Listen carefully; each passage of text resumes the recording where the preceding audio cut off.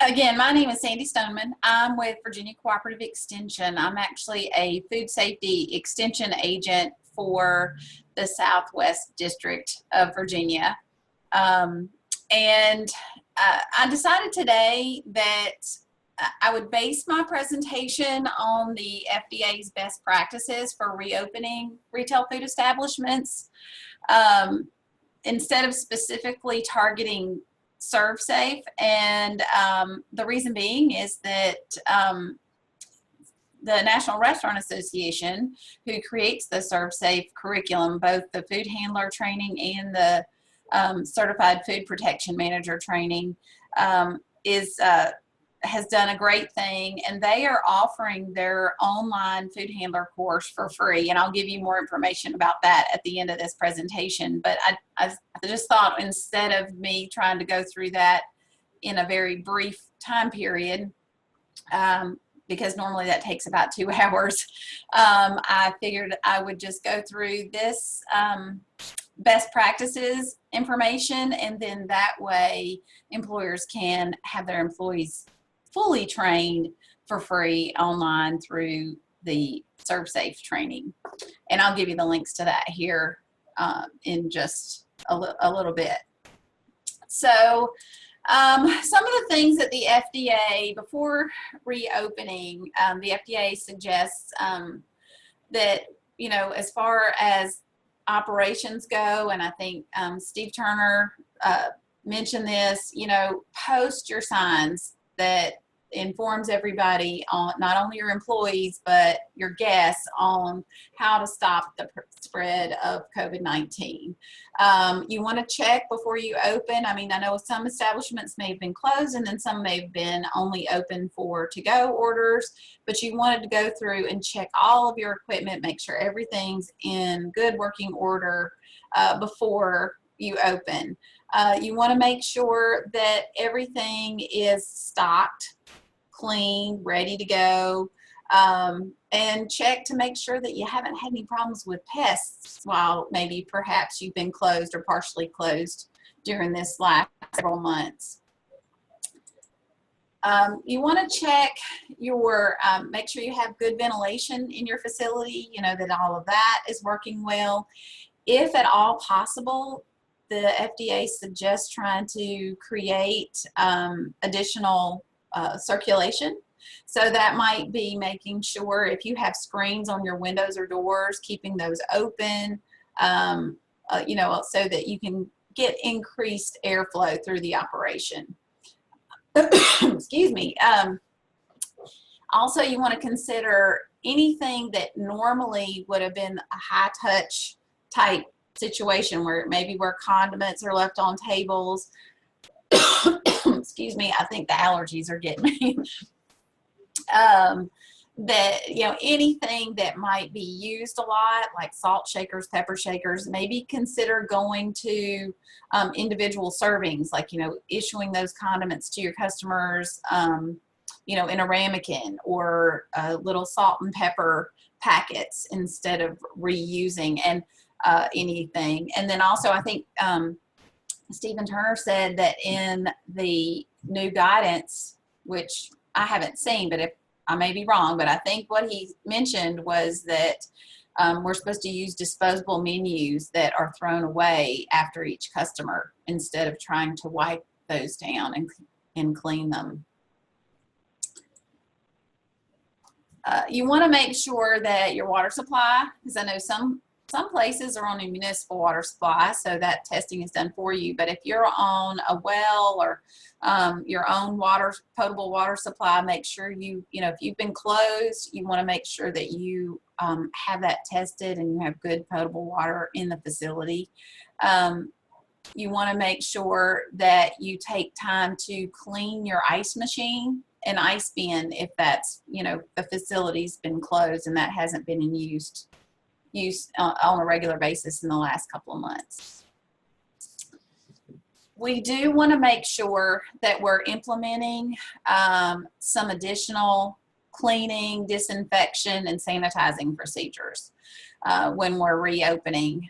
We want to make sure that we're using a sanitizer or a disinfectant that is going to be approved for use against COVID-19. There is a list that's put out by the EPA. You can find that on their website, that lists all of the approved sanitizers and disinfectants for COVID-19. But the CDC does say that, if you don't want to use one of these pre-approved sanitizers or disinfectants by the EPA, you can use 1/3 cup of bleach per gallon of water. Now, I do want to point out that we're talking here, this is for disinfection of non-food contact surfaces. You would never want to use one of these stronger disinfectants, or even the 1/3 cup bleach per gallon of water on a food contact surface, because these can be, in that high concentration, can be actually toxic. So this is truly for non-food contact surfaces. But you do want to make sure that you are cleaning and sanitizing your food contact surfaces correctly. So making sure you're doing the correct wash, rinse, and sanitize on those surfaces, and then doing it even on maybe a more frequent basis. You want to make sure that you're getting any common area, that's been used a lot. That might be the restroom. It might be, a waiting area, that you're cleaning and disinfecting those areas more frequently maybe than we did before this COVID-19 situation.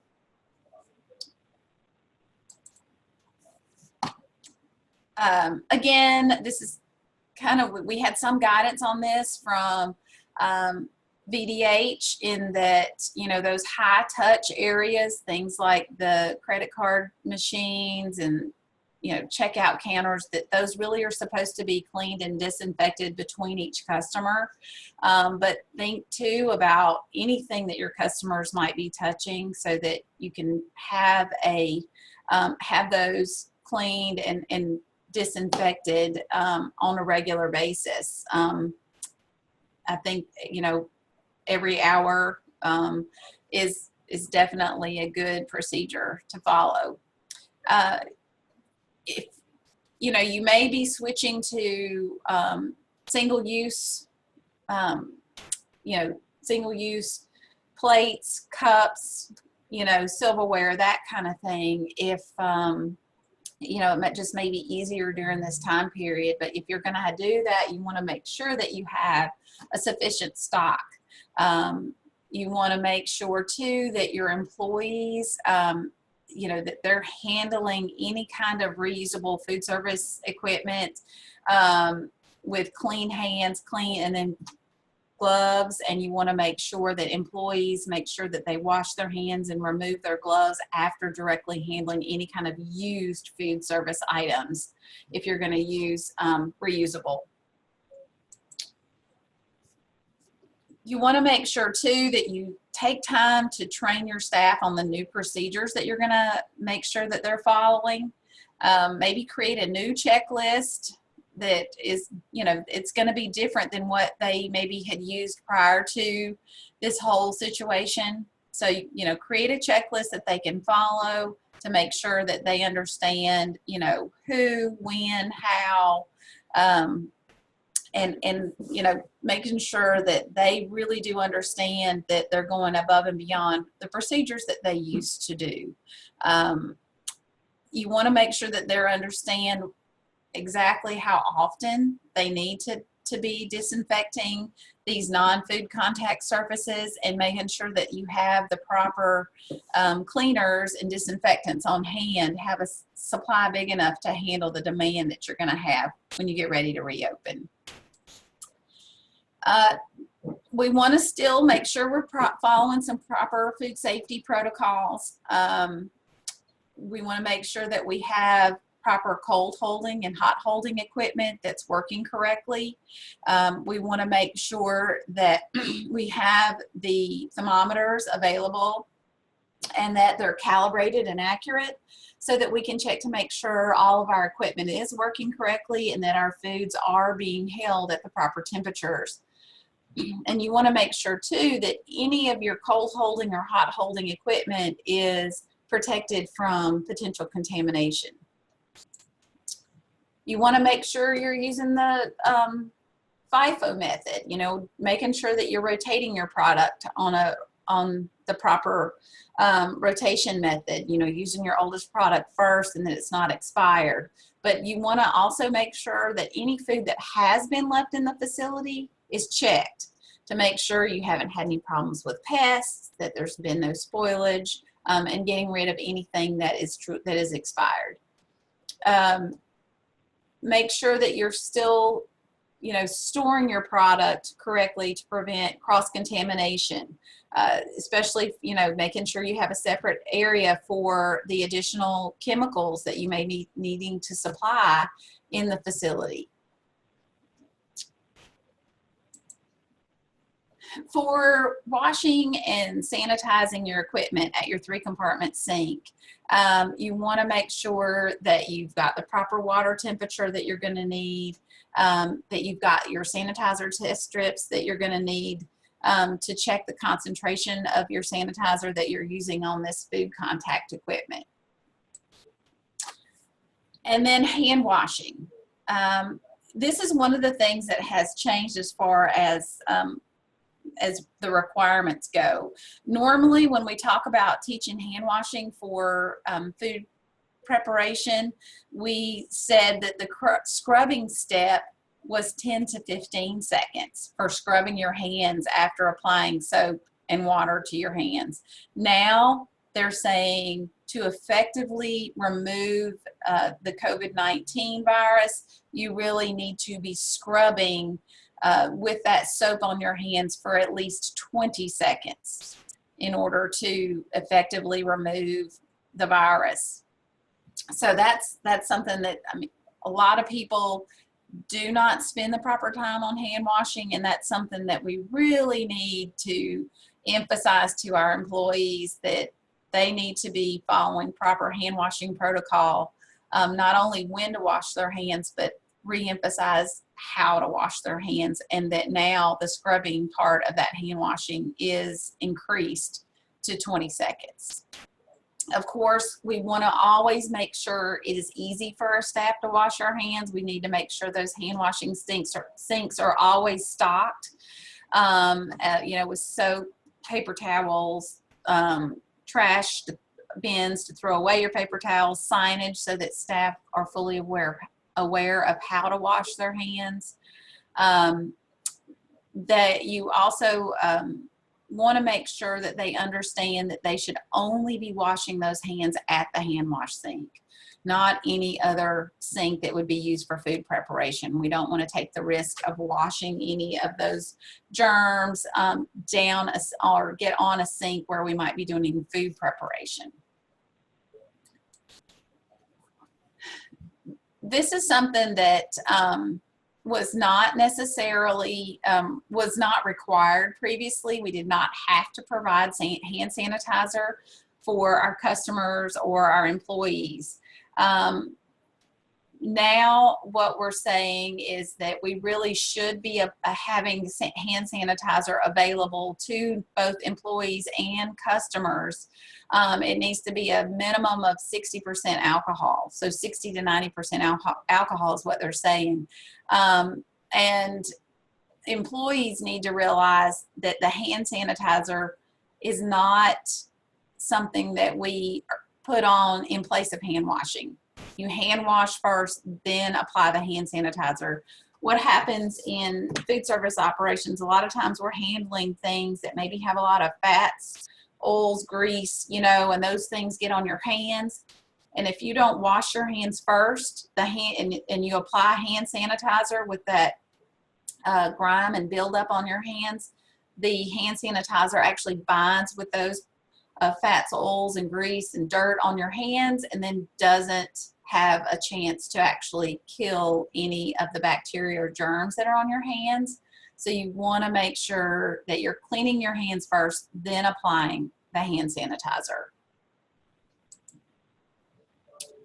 we want to have some kind of protocol to help check our employee health. I think Stephen mentioned that the VDH guidance said that really we should be doing this, you know, every shift, checking to make sure that, you know, our employees feel well, that they, and also that when they come into the facility that they haven't had any type of exposure. And, you know, you want to make sure that they are very well aware of your employee health policy and when they should come to work and when they shouldn't. You know, have a plan for higher than normal absenteeism of your employees, and then making sure that you can supply them, or they have a way to have the face coverings that they're going to need to have in place in order to work in the establishment.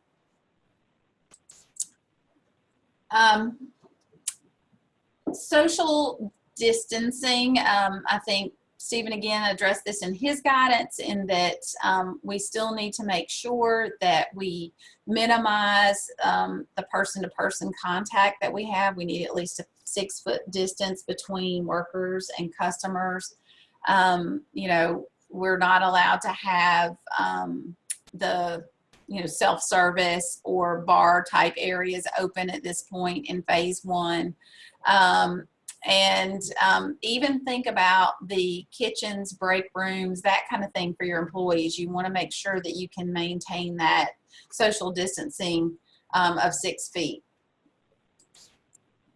And then I mentioned at the very beginning, as far as just basic food handler training, I think it's really important that we take this opportunity that we train our staff, and that's all staff, whether they're front of the house, back of the house, anybody. Anybody can take the free food handler course. Normally this is a, you know, $15 course per person. So this is a great benefit to all of our food establishments. Anybody can sign up and take this course for free. I've given you the website, you know, there at servesafe.com, where you can get on in this training.